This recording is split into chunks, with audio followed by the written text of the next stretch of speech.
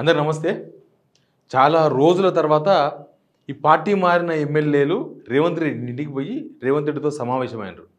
బహుశా వాళ్ళు చేరినప్పుడు పోయిన రేవంత్ రెడ్డి ఇంటికి, మళ్ళీ ఇప్పుడు పోయినరు. చేరినప్పుడు మాత్రం చాలా ఘనస్వాగతం లభించిందంట వాళ్ళకి. చేరినప్పుడు తెలుసు కదా, బొకేలు ఇచ్చి కండువాలు మార్చి స్వీట్లు పంచుకొని ఫోటోలు వీడియోలు కూడా తీసినారు. ఇప్పుడు కూడా మీటింగ్ అయింది. ఇప్పుడు కూడా వాళ్ళ ఇంటికి పోయిన రేవంత్ రెడ్డి ఇంటికి. కానీ అప్పుడు పోయినట్లు లేదంట, బాజా భజంత్రులు ఏం లేవంట. వచ్చిండ్రా అంటే ఆడ కూర్చోమనంటే ఆడ కూర్చోబెట్టి ఇక ఫోటోలు కూడా లేవు, ఫోటోలు కూడా దిగలే, ఫోటోలు కూడా రాలే అందుకు బయటికి. అట్లా జరిగిందంట మీటింగ్. మధ్యలో ఒకసారి పోచారం శ్రీనివాస ఇంటికాడ అర్ధరాత్రి టైంలో జరిగింది, మళ్ళీ ఇప్పుడు జరిగింది. అసలు ఏంటి వాళ్ళ సమావేశం? చాలా ఇంపార్టెన్స్ ఉంది ఈ సమావేశానికి. అంతకుముందు పోచారం శ్రీనివాస ఇంటి దగ్గర జరిగింది ఒక టైప్ ఆఫ్ మీటింగ్. ఇప్పుడు ఇక అవమానాలు పాలైనా సరే, మమ్మల్ని పలకరించుకున్నా సరే, పట్టించుకోకున్నా సరే, ఇక మేము మీటింగ్ తప్పదు, మాకు మీటింగ్ పెట్టించండి అంటే వాళ్ళ మెంటర్స్ పొంగులేటి శ్రీనివాసరెడ్డి, జూపల్లి కృష్ణారావు వాళ్ళు మీటింగ్ పెట్టించారు రేవంత్ రెడ్డితో తప్పనిసరి పరిస్థితుల్లో. ఎందుకంటే పరిస్థితి ఇక్కడ దాకా వచ్చింది, గొంతు దాకా వచ్చింది, గొంతు తెగుతుందేమో అని ఈ సమావేశం జరిగింది. పాపం వాళ్ళు బేరీ చేసుకున్నారంట. అప్పుడు జైన్ అయినప్పుడు ఎంత మంచిగా ఉండే, జైన్ అయినప్పుడు బయటకు వచ్చి లీడర్లంతా స్వాగతం పలికి తీసుకొని పోయి అప్పటికే వెయిట్ చేస్తున్నారు రేవంత్ రెడ్డి. గేట్ తీసుకొని కూర్చున్నాడు కదా, అప్పుడు వెయిట్ చేస్తున్న రేవంత్ రెడ్డి ఇప్పుడు పోతేనేమో ఎవరూ లేరు ఆడ. అదే పొంగులేటి శ్రీనివాసరెడ్డి వాళ్ళే ఉన్నారు, రేవంత్ రెడ్డి వస్తారు కూర్చోండి అంటే కూర్చోంగ రేవంత్ రెడ్డి వస్తే అప్పటికే నీరు గారిపోయి మాట్లాడుతున్నారంట. అన్ని విషయాలు మాట్లాడదాం. వాళ్ళు ఏం మాట్లాడినారో కూడా మీకు చెప్తాను. టీవీ ఛానల్ సిగ్నల్ టీవీ మీది, మాది, మనందరిది. నేను చెప్పేది వీడియోలు మీకోసమే. మీరే సబ్స్క్రైబ్ చేయకపోతే నేను ఇంత చెప్పి కూడా వేస్ట్ అవుతుంది. కాబట్టి తెలంగాణ ప్రజలను చైతన్యపరచడం, సిగ్నల్ అంటే వాళ్ళకు సంకేతం ఇవ్వడం, వాళ్ళని చైతన్యపరచడం. తెలంగాణ ప్రజలకు ప్రతి ఒక్కరు తెలిసి ఉండాలి ఎక్కడ ఏం జరుగుతుంది తెలంగాణలో. ఇవి ఒక్క సిగ్నల్ టీవీ చూస్తే చాలు, మీకు మొత్తం విషయం అంతా అర్థమైపోతుంది. రాష్ట్రంలో జరుగుతున్న సమస్యలు ఏంది, రాష్ట్రంలో ఉన్న పాలిటిక్స్ ఏంది, ప్రభుత్వం ఏం చేస్తుంది, ప్రతిపక్షం ఏం చేస్తుంది, అన్ని విషయాలు అర్థమవుతాయి. కాబట్టి సబ్స్క్రైబ్ చేయండి, వీడియో షేర్ కూడా చేయండి. ఇక సమావేశం అయిందంటే చాలా ఇంపార్టెంట్ మీటింగ్ అని ఎందుకు చెప్తున్నామంటే, ఆల్రెడీ సుప్రీంకోర్టు వీళ్ళకు టైం పెట్టింది కదా, 90 days, 3 months. 3 months అంటే అక్టోబర్ 31 లాస్ట్. ఆల్రెడీ మనం సెప్టెంబర్లో సెకండ్ వీక్లోకి వచ్చేసినాం.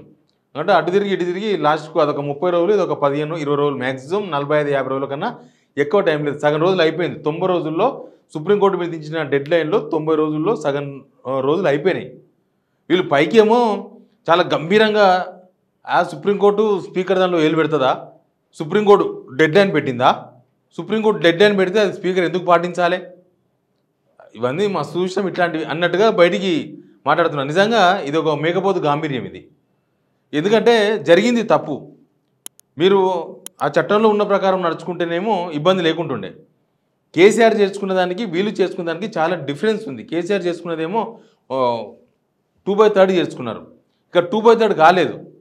ప్లస్ ఇప్పటికిప్పుడు కాంగ్రెస్లో వచ్చి చేరే వాళ్ళు ఎవరు లేరు, ఆ సాహసవంతులు, ఆ ధైర్యవంతులు ఎవరు లేరు. కాంగ్రెస్లో చేరికలు ఆగిపోయి చాలా రోజులైంది, చాలా నెలలు అయిపోయింది. ఎవరు చేరతలేరు. ఏమన్నంటే కాంగ్రెస్ నుంచి బయటకు పోవాల్సిందే తప్ప కాంగ్రెస్కి వచ్చే వాళ్ళు ఎవరు లేరు. ఎమ్మెల్యేలో ఎమ్మెల్సీలో అసలే రారు. ఎమ్మెల్యేలు ఇప్పట్లో వచ్చే పరిస్థితి లేదు. ఒకవేళ ఇప్పుడున్న 10 మందికి తోడు 16 మంది ఎమ్మెల్యేలు చేరితే వీళ్ళు ఈ గండం నుంచి తప్పించుకోవచ్చు. లేకపోతే ఈ గండం, సుప్రీంకోర్టు గండం కత్తి ఎప్పుడు వేలాడుతూనే ఉంటుంది. అయితే ఏంది అసలు వీళ్ళు ఇంత ఇంపార్టెంట్ మీటింగ్ ఎందుకు కూర్చున్నారంటే, ఒక పక్క స్పీకర్ కొందరు నోటీసులు ఇచ్చారు. ఈడ స్పీకర్, గవర్నమెంట్, ఈ వ్యవస్థలంతా వేరు ఏం కాదు, అంతా ఒకటే రకమైన వ్యవస్థలు. ఏ గవర్నమెంట్ ఉంటే ఆ గవర్నమెంట్కి అనుకూలమైన వ్యవస్థలే ఉంటాయి. వ్యవస్థలంతా అట్లా పనిచేస్తున్నాయి. ఇప్పుడు కొంతమంది నోటీసులు ఇచ్చిండ్రు, కొంతమంది మేము బీఆర్ఎస్లోనే ఉన్నాం, కాంగ్రెస్లో చేరలేదని రిప్లై ఇచ్చిండ్రు. గద్వాల ఎమ్మెల్యే కృష్ణమోహన్ రెడ్డి అయితే నేను అభివృద్ధి కోసం పోయినా కాబట్టి నేను అసలు నా పై మీద నేను ఏ కణవ కప్పుకోలేదు, నాకేం సంబంధం లేదని చెప్పి నిన్న కాదు మొన్న కూడా ప్రకటించాడు. నిన్న కాదు మొన్న శనివారం నాడు కూడా మాట్లాడాడు. ఇంకా మిగతా వాళ్ళు కూడా కొంతమంది అట్లే ఉన్నారు, నేను బీఆర్ఎస్లోనే ఉన్నా, కాంగ్రెస్లో లేను అని. మరి ఇంత ఆప్యాయతగా, ఇంత ప్రేమగా వీళ్ళు రేవంత్ రెడ్డి ఇంటికి పోయిన వాళ్ళు కేసీఆర్ ఇంటికో కేటీఆర్ ఇంటికో పోవచ్చు కదా మరి బీఆర్ఎస్లో ఉన్నప్పుడు. అయితే జనాలను ఎట్లా మెస్మరైజ్ చేస్తారని చెప్పి మోసం, మెస్మరైజ్ కూడా కాదు ఇది, మెస్మరైజ్ అనేది అది వేరు. మళ్ళీ ఇది ఒక మోసం. ఎట్లా మోసం చేస్తున్నారు వీళ్ళు ఓట్లు వేసిన జనానికి అనేది ఒక ఉదాహరణ. వాళ్ళు రేవంత్ రెడ్డి ఇంటికి అంత అవమాన భారంతో అక్కడ పోయే బదులు మాదేదో మీరు గెలిచిన పార్టీ, మేము ఉన్న పార్టీ అని చెప్తున్న బీఆర్ఎస్ పోవచ్చు కదా, పోలేరు. కాబట్టి వాళ్ళు కాంగ్రెస్లో చేరింది అనేది నిజం. కానీ గండంకి వెళ్ళి తప్పించుకోవాలి. వాళ్ళు అడుగుతున్నది ఏంది, ఆ ఎమ్మెల్యేలు యాక్చువల్గా పొంగులేటి శ్రీనివాసరెడ్డితో రెగ్యులర్గా టచ్ ఉన్నారు కొంతమంది, 9 మంది. ఒక గద్వాల ఎమ్మెల్యే మాత్రమే ఆయనకు మెంటర్ జూపల్లి కృష్ణారావు. అప్పట్లో పొంగులేటి శ్రీనివాసరెడ్డి కాడ ఒక మీటింగ్ అయింది నైట్ టైం. రేవంత్ రెడ్డి పోయిండు, అత్యవసర సమావేశం. ఏందంటే వీళ్ళందరూ మళ్ళీ బీఆర్ఎస్ కొనికి ప్లాన్ చేసినప్పుడు ఏకంగా అసెంబ్లీలో కేటీఆర్ని కలిసిండు ఇదే గద్వాల ఎమ్మెల్యే కృష్ణమోహన్ రెడ్డి. ఇంకా చేవేలి ఎమ్మెల్యే వాళ్ళు వీళ్ళు రకరకాల మనుషులు బీఆర్ఎస్ పోయే ప్రయత్నాలు చేసినారు. అప్పుడు అత్యవసర సమావేశం జరిగింది. మళ్ళీ దాని తర్వాత ఇప్పుడే జరిగింది మీటింగ్. వీళ్ళందరూ ఏం చెప్తున్నారు, ఈ 10 మంది ఎమ్మెల్యేలు అంటే 9 మంది వచ్చారు. ఒక కడియం చేరి ఆయనకి ఏదో జ్వరం వచ్చిందని రాలేదంట, అది నిజమే ఉండొచ్చు. అయితే 9 మంది వచ్చారు. వాళ్ళందరూ ఏమంటారు అంటే ఇప్పుడు ఉప ఎన్నిక వస్తే మేము ఓడిపోతాం, మీరేమో ఎలక్షన్స్ రానే రావు అన్నారు. రేవంత్ రెడ్డి ప్రకటించిన కదా అసెంబ్లీలో, మేము అసలు ఎలక్షన్సే రావు, అంతకుముందు రాని ఎలక్షన్ ఇప్పుడు ఎందుకు వస్తుంది. నేను అందుకే చెప్పిన, అంతకుముందుకు ఇప్పటికి చాలా డిఫరెన్స్ ఉంది. అంతకుముందు మరి ఏ సుప్రీంకోర్టు డెడ్లైన్ పెట్టలే. ఎందుకు పెట్టలేదంటే రాజ్యాంగంలో 2/3 ఫార్ములా ఫాలో అయినారు వాళ్ళు, ఇక్కడ లేరు కాబట్టి సుప్రీంకోర్టు డెడ్లైన్ పెట్టింది. మీరేమో ఎలక్షన్ రావు అన్నారు, చూస్తేనేమో పరిస్థితులు అంతా తారుమారు ఉన్నాయి. కాన్స్టిట్యున్సీలో కాంగ్రెస్ వాళ్ళే సహకరిస్తలేరు, జనంలో తీవ్రమైన వ్యతిరేకత వచ్చింది, ఇప్పుడు ఎలక్షన్ వస్తే మేము ఓడిపోతాం, మా పరిస్థితి ఏంటి, ఆ విషయం తెలుసుకొని వచ్చాను రేవంత్ రెడ్డి దగ్గరికి. రేవంత్ రెడ్డి ఏమంటాడు, ఎలక్షన్ వచ్చినప్పుడు చూసుకుందానే, మీకు ఎందుకు, మీకు డబ్బులు మేము ఖర్చు పెడతాం, ఆఫీసర్ అంతా మనోలే, అధికారం మనదే ఉంది కాబట్టి బై ఎలక్షన్లో మనకు ఫ్లెక్సిబిలిటీ ఉంటుంది, మనకు అనుకూలంగా ఉంటుంది అని చెప్తారు. అంతకు మించి చెప్పడానికి వేరే అవకాశం కూడా లేదు. ప్లస్ ఎలక్షన్ అందరికీ ఎలక్షన్స్ రావు, 3-4 ఎలక్షన్సే వస్తాయి, అది అని కూడా చెప్పినట్టు రేవంత్ రెడ్డి గారు. ఆ 3-4 పేర్లు కూడా చెప్పారని కొందరు అంటున్నారు. కానీ రేవంత్ రెడ్డి చెప్పింది తప్పు అని సుప్రీంకోర్టు డెడ్లైన్ పెట్టిన తర్వాత సిచ్యువేషన్ చూస్తే అర్థమైంది. మిగతా వాళ్ళు కూడా ఈయన చెప్పింది నమ్మితే ఇక 3-4 వస్తాయి, మిగతా రావు అని చెప్తే కూడా, ఇప్పుడు గద్వాల కృష్ణమోహన్ రెడ్డి నేను కాంగ్రెస్లో లేను బీఆర్ఎస్లో ఉన్నా అంటే సుప్రీంకోర్టు నమ్మాలి కదా. వీళ్ళు కూడా 500 పేజీల ఆధారాలు సమర్పించారు సుప్రీంకోర్టులో. ఆయన పార్టీలో చేరింది, ఆయన మాట్లాడింది, ఆయన కాంగ్రెస్ సభల్లో పార్టిసిపేట్ చేసింది, ఒక ఎల్పీ మీటింగ్ కూడా పోయినట్టున్నాడు ఆయన. చేవేలి ఎమ్మెల్యే యాదవ్ పోయిండు ఎల్పీ మీటింగ్కి, శ్రీలింగపల్లి ఎమ్మెల్యే పోయిండు. ఇట్లాంటివి చాలా జరిగినాయి గొడవలని, వాళ్ళ చేరికలు. ఇప్పుడు వీళ్ళు ఏరకుండానే వీళ్ళు కాంగ్రెస్ పార్టీ కండవ కప్పి కార్యకర్తలను పార్టీలో చేర్చుకుంటారా? వాళ్ళు వీళ్ళు బీఆర్ఎస్లో ఉంటే కార్యకర్తలను కాంగ్రెస్ కండవలు వేసి ఎందుకు చేర్చుకున్నారు? లాజికే కదా. చాలామంది చేర్చుకోలే.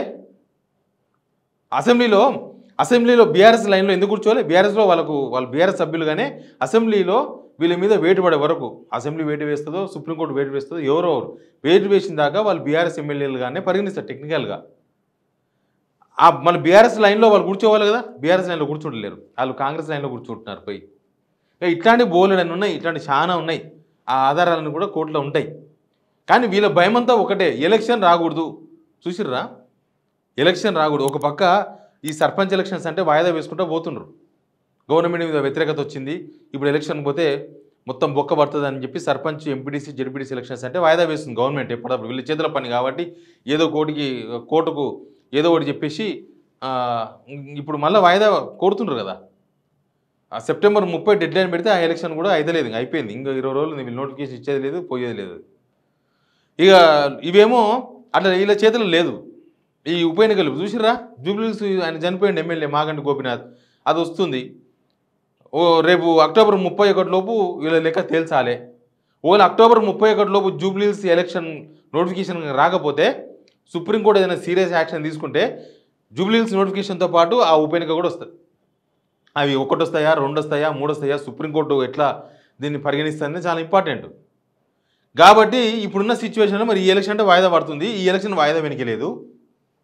ఎట్లా మేము ఓడిపోతాం, కాన్స్టిట్యున్సీల్లో మ్యాటర్ లేదు, కాన్స్టిట్యున్సీల్లో డెవలప్మెంట్ లేదు, కాన్స్టిట్యున్సీలో ఏ పనులు చేస్తలేము, మేము చేసుకునే పరిస్థితులు లేవు, కాన్స్టిట్యున్సీలో అధికారులు సహకరిస్తలేరు, కాన్స్టిట్యున్సీలో పోలీసులు సహకరిస్తలేరు, కాన్స్టిట్యున్సీలో మాకు పోటీగా ఆల్రెడీ ఓడిపోయిన ఉన్నారు కదా. ఇప్పుడు భీంభరత్ ఉన్నాడు చేవేలలో, లేకపోతే పోచారం శ్రీనివాసరెడ్డి కూడా అన్నాడంట, ఆడ మొత్తం ఈనుగు రవీంద్ర రెడ్డి ఇంకొరు ఎవరో ఉన్నారు, వాళ్ళందరూ కాంగ్రెస్ను మొత్తం గబ్బు లేపుతున్నారు అన్నట. పొంగులేటి పోచారం శ్రీనివాసరెడ్డి వాళ్ళంతా కాంగ్రెస్ను గబ్బు లేపుతున్నారు. వాళ్ళు కాంగ్రెస్ వాళ్ళు గబ్బు లేపడం కాదు, వాళ్ళు ఉన్నారు కాంగ్రెస్లో. మీరు వాళ్ళు పెట్టిన పుట్టలోకి మీరు పోయిన తప్ప మీ పుట్టలోకి వాళ్ళు రాలేదు సార్. ఇప్పుడు భీంభరత్ కూడా ఆయన పెట్టుకున్న పుట్ట, ఆ పుట్టలోకి యాదాయ వేయండి కానీ యాదాయ పుట్టలోకి ఆయన రాలే.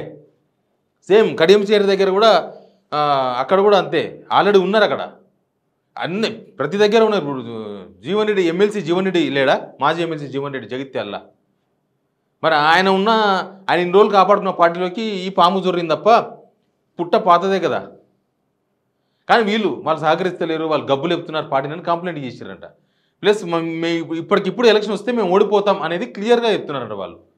ఇప్పటికిప్పుడు ఎలక్షన్ వస్తే గెలిచే అవకాశాలు చాలా తక్కువ ఉన్నాయి, మీరు ఏం చేస్తారు అసలు ఫండు లేదు, పని లేదు, కార్యకర్తలకు ఫండు లేదు, పార్టీలో ఒక ఐక్యత లేదు, అధికారులు సహకరిస్తారు, ఏంది మా పరిస్థితి అని అడిగాడు రేవంత్ రెడ్డిని. నేను మాట్లాడుతూ అందరితోనా మహేష్ కుమార్ గౌడ్ చూసుకుంటాడు కార్యకర్తల విషయం, ఆఫీసర్ల విషయం నేను చూసుకుంటా, ఎలక్షన్ విషయం పొంగులేటి శ్రీనివాసరావు చూసుకుంటాడు, చూద్దాం పా అన్నాడంట. కానీ వీళ్ళు ఎవరికి నమ్మకం లేదు. చూద్దాం ఏం చేస్తాం, వాళ్ళకి నమ్మకం లేని జనం ఎట్లా ఓట్లేస్తారు, ఎట్లా గెలుస్తారు వాళ్ళు. Please subscribe signal TV.